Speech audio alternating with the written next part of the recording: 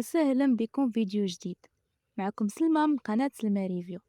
إلا كنتي أول مرة كتشوفني فأنا هنا كنهضر على كل ما يتعلق بعالم السينما، المسلسلات والمراجعات اللي غتخليك تختار شنو تتفرج فيه وانت مرتاح. ومرحبا بك العائلة ديالنا، ما تنساش تشترك وتفعل الجرس حيت اللي جاي غيكون أقوى بزاف.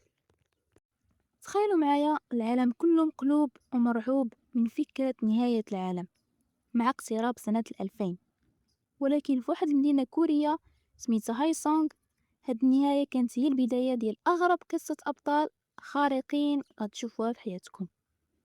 اليوم غنهضروا على المسلسل الكوري الجديد اللي يلا خرج في نتفليكس ودار ضجة كبيرة، الحمقى الخارقون أو The Wonderfuls. واش هادو أبطال بصح ولا غير حمقى جابتهم بالصدفة؟ بقاو معايا باش نعرفوا الأسرار.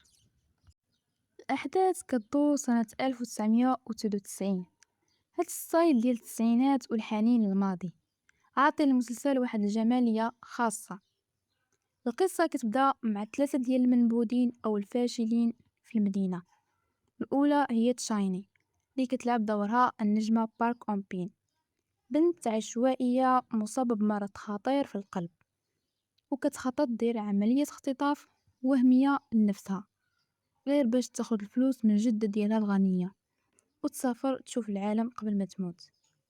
ومعها جوج ديال جيرانها الساذجين اللي يعاونوها، واحد ديما كيشكي في البلدية وواحد ضخم ولكن قلبه شيج ودري درويش بزاف.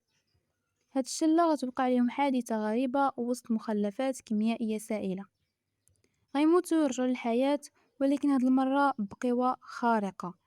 ولكن صدمة فين كاينة، هاد القوة ماشي مثالية بحال سوبرمان، بل هي قوة غريبة مضحكة ومليانة عيوب. البطلة شايني كتقدر تنقل عن بعد تيليبورتيشن، ولكن فوقاش غير فاش دقات قلبها كيطلعوا بزاف. صاحبها الثاني غير كيكذب، يديه كيتلصقوا في اي حاجه كيقيسها وما كتطلقش حتى يقول الصراحه. والثالث عنده قوه بدنيه خارقه ولكن ما كتخدم ليه غير الا جرحوا ليه المشاعر او عايروه.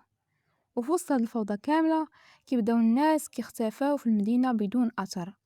وهنا هاد الشلة غتضطر تحالف مع واحد الموظف حكومي جديد جاي من العاصمة اللي هو النجم تشا يونو، شخص بارد وقانوني بزاف، ولكن حتى هو مخبي سر وقدرة ذهنية خارقة. كاملين هيوقفوا وجه للوجه ضد الشرير هاوندو، طبيب عقلاني وشرير هادئ راجع المدينة بعد 20 عام باش يكمل تجارب بشرية مرعبة.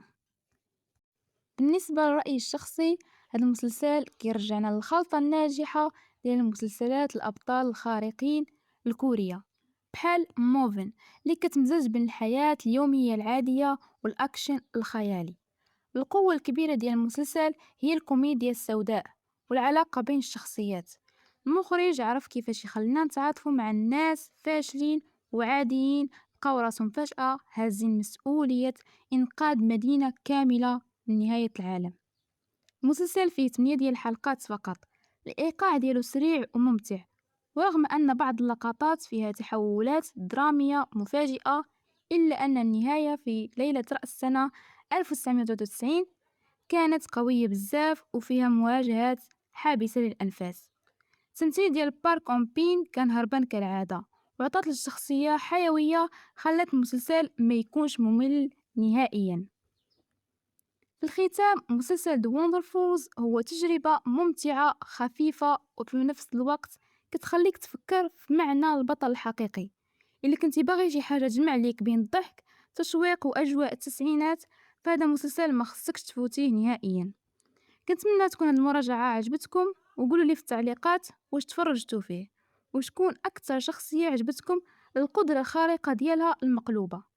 وما تنساوش تخليو لايك وتشتركوا في القناة وتفعلوا الجرس باش يوصلكم كاع الجديد. تلاقوا الفيديو الجاي مع مراجعة أقوى. تهلاو.